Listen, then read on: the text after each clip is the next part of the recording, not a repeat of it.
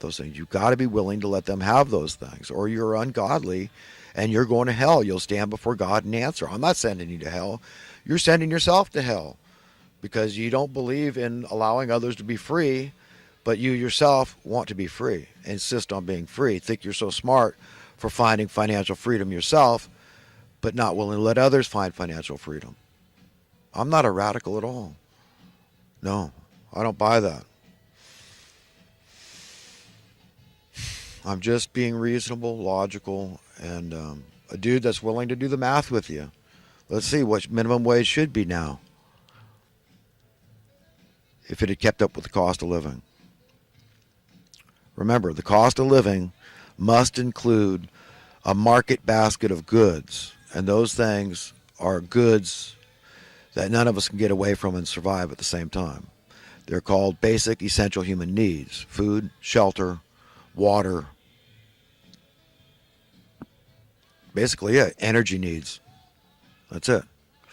So if you're going to dictate to me the certain cost for energy, you're going to manipulate that price and tell me I can't start a bonfire or a whatever. I know the bonfire, technically a bonfire, but if I can't start a campfire to keep myself warm, you're telling me I can't survive. Do you understand? So you can't do that. You can't have your cake and eat it too. You can't tell people they can't homestead.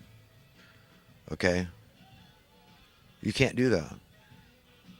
You can't tell people they can't go fishing or pick fruit from a wild tree. You can't do that. You can't tell people they can't find a clear mountain stream and drink the water from it freely. You can't do that. I don't care who I'm talking to. Government, a government entity, a private entity, doesn't matter. Because I'm tapping into my inheritance, my rights. You should too. We all should. We should be empowered with that ability to do that. But anyhow, I digress wildly, and I really wanted to shorten the amount of time I spend on making these videos, but I've been very unsuccessful, and I apologize. Whether you like to hear me long-winded or not, I mean, it's just I'm stuck in some kind of a loop, and here I am.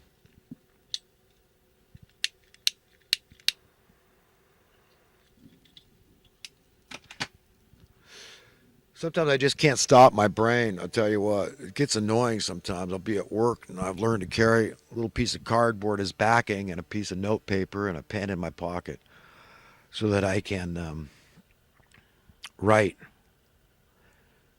as I get a thought. I got to jot it down or I'll forget it and then I'll get frustrated.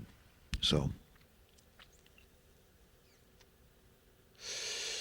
I've got a lot of those, and it's going to take me hours to recite them. So I'm going to have to spread it out. I really, sometimes I just wish I could stop thinking so much. I really do.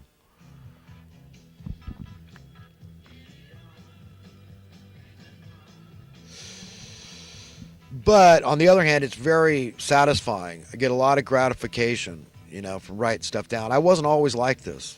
I always kept notes and stuff of, oh, that was an interesting thought, this and that. But now I just started indulging in the last few years. I just buying all these notebooks, these composition books and pencil, the eraser, mechanical pencil. Because I do a lot of erasing and changing stuff up, but I just want to get the thought down sometimes in a hurry. Sometimes I'll edit it properly, sometimes I won't. But it comes out later. I think I need an editor. But we got all these current events. What do we got here? We got even Roger Stone, getting this cost and price thing conflated. He's talking about record housing numbers. I mean, what's he trying to? That's a veiled way to say high prices. Come on, Roger, you're way too smart. Trump knows what he's doing. It's going to drive housing costs down. And then people are going to say bad things. Well, you need to be ready with a retort and just explain to them how much more their money is worth. Do you understand? So they can upgrade their house. they can buy 2 houses. You understand? So just explain it to them in those terms to make sure that nobody sees this as being against their self-interest when they see the price of housing drop, because people can no longer write off this mortgage interest rate on their taxes. Okay. Let's see. Manson, I'm done with that last week's comment.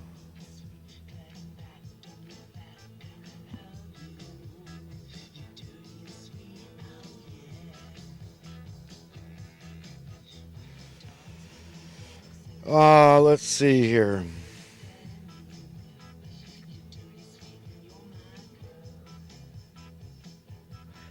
Yeah, my talk last week or whenever, a couple of weeks ago, about how, I want to sometimes blast off, beam me up Scotty attitude. I was talking about that. I'm the last guy on earth that's going to take my own life. I value life greatly. I love life, okay? And I expect I'm probably going to live to be, if, barring any unforeseen event, but I could see myself living to 120 years as a smoker and everything. I really could, because I don't smoke to get sick, and God has the power to heal me if, anything happens. I believe that. Mind over matter. I believe in that. Power of prayer and all that supernatural jazz. I believe all that. And I believe it's written in chapter 6 of Genesis that, our years were destined to be 120. I'm still mortal. So I still live in a body of death. And I don't like it. I don't like death is a bad thing. I see death as a bad thing. And I say, why on earth would God let us all be born and have to face this really bad thing? So this is why, I seek wisdom, I seek knowledge, and I seek some faith in something bigger. And why we all should. We need relief. We need a reprieve from this thing we call death, this belief in death. So, no, I'm not going to try to get cancer or anything. I don't want to get sick.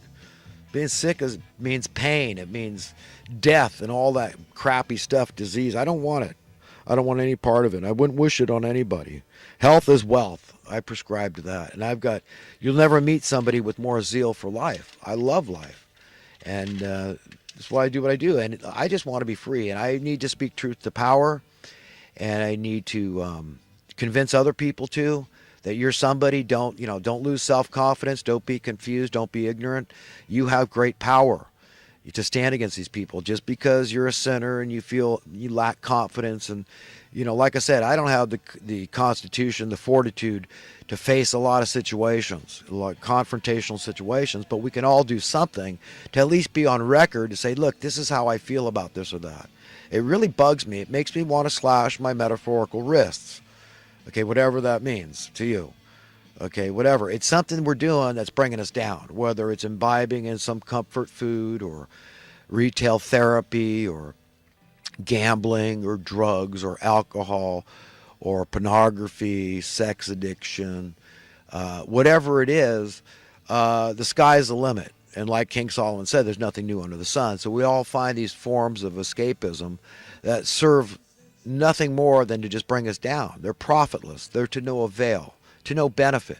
They don't have any, it's dissipation of the time. It's a waste of time to engage in these things. Yet we all find our own little special way to do it, right? That we think, oh, well, we're less than somebody else. We should be more ashamed and because we're more indulgent or whatever. Look, great people through the ages have struggled with vices and forms of escapism of one sort or other. This is just a matter of fact. So it's not that. So don't let the devil, don't let Satan, that spirit thereof, keep you from being powerful and speaking truth to power and to others, because we all have great influence. This is why I'm always fixated on Alex Jones, because he's got that really high platform. He has great power in that platform. So it's very important to me that I could, if I can in any way communicate to him and convey the things that I really think are important that he needs to convey to the people, then I'm going to do it. And so I fixate on him. And if he goes off track in any way, it makes me want to pull my hair out. I become beside myself. It's very disheartening to me. And when I feel like he's ignorant in some way, he's stumbling somewhere, and it's magnified to me 100-fold because of his position, his place, and his power. And so I'm very troubled by it, because a little guy with me with barely any voice, the voice of a mouse, which I'm fine with, because like leaven in the dough, it spreads. One person takes an idea, they run with it, they convey it in a more cogent, coherent manner in their own words, but they're able to get across the basic message. The spirit of what I'm trying to get across, okay, is just freedom. I mean, at the end of the day, I just want freedom, and that has to involve financial freedom. And as I've watched since they assassinated JFK, my whole entire life since I was a little kid, I've watched this thing unfold the opposite direction. They keep pushing the envelope the opposite direction. Then all these people come in that are confused and well-meaning. They're blaming this other group that's also confused and well-meaning. And it's like this is the devil's in the detail in this division business. And they're disempowering us through this method of operation. But we've got to understand that this is antithetical to the welfare of all of us, what they've been doing, this debasement of our currency. This is enslaving us. This is putting burden on our backs. It's binding millstones to our necks. And it's a pyramid scheme, a Ponzi scheme, and it's got to end badly. What's the next generation going to say? Okay, they prove I'm wrong that we can live even without money. Let's at least go in that direction where your currency is worth more through just progress, natural, organic. That's supply and demand. That's free market. That's capitalism. Okay? That's what happens naturally. If JFK had gotten his way, your dollar would be worth a lot more. Even though wages might have been $1.50 an hour, whatever they were when he was assassinated, they might be $1 an hour now. That's not a bad thing, though. Not if that $1 an hour is worth the equivalent of $5 back then. Buying power. Do you understand? That's progress. That's real progress. That leads to freedom. That's where people don't even care about money anymore. Everybody's so free. They're doing what they want to do. If you don't want to do it, don't do it. We'll find a machine. We'll build a machine to do that thing. Whatever. And if we can't, then suck it up. If it's God's will, which it is God's will that we all be free, I'm wholly convinced. I cannot waver. That's a 2 + 2 question for me. Of course God wants us to be free. Yes, 2 + 2 = 4.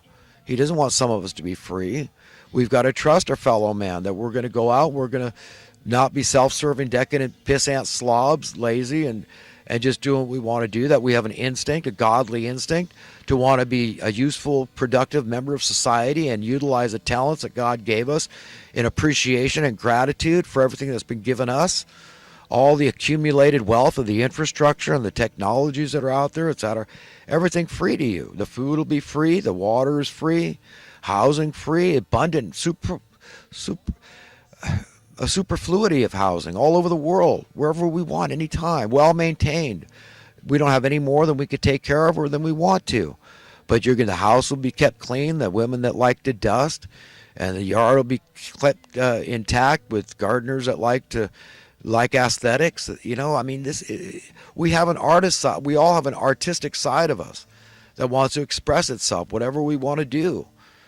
People that work with cement, people that work with electricity, people that work with water, people that work with wood, people that it's just what we do. People that want to work on a farm, I mean, we'll do what we do. And if people don't want to do it, you can't worry about it. We'll create machines that'll do it. Robotics will automate stuff that'll do it. Look at how far we've come already. We can't worry about that. But we've got to go that direction. And, nobody could prove me wrong that we can. Why have they taken us so far in this direction when we've had a willing workforce my whole life? We've had a willing workforce. We've had some unemployment. We've never had full employment. And then you get all these partial employment, people not working as much as they would like to. So it's like, don't tell me that it can't work. You've got to prove it. And let's push the envelope the other direction. Go on a new trajectory to where your currency is worth more and more and more. And it's just an organic, natural thing. That the only reason it doesn't happen that way is because it's been artificially induced to go the other way through subsidies. All these problems, they create the problem and they throw some crumbs to it and say, well, here, we're going to make it all better over here. See, we're really the compassionate ones. So that you look to them as the compassionate ones when really they're the progenitors of the problem, the originators of the problem, right? They're the ones that the originator, the causers of our problems. And then they call us, we don't lack compassion because, we think that the welfare system's a mistake. Where do you draw the line? Do we say, well, once your grandma spent all that she saved up in Social Security, We're cutting her off, man. She loses her home. She can't pay her taxes. Okay, nothing. No food stamps, nothing. Grandma's just at the charity of society then. So you see, you can't draw the line. Where do you draw the line with charity? Yeah, I'm opposed to cheaters, but let's look at who the master cheaters are. Who's causing the problem? Who is really causing the problems and making people want to drop out? Able-bodied people say, I don't want to play this game. It's rigged. Take a vow of poverty. I mean, are you going to stand before God and you're going to condemn them when God's not condemning them? He's saying, well, I get it. They're misfits. They hate their lives in this world of injustice. They want progress and they're demanding it. That's their way of protesting and demanding it, is saying, you know, screw it. You want me poor? Screw you. You know? I mean, I get it. I get it. I get it. And you ought to get it. We all ought to get it.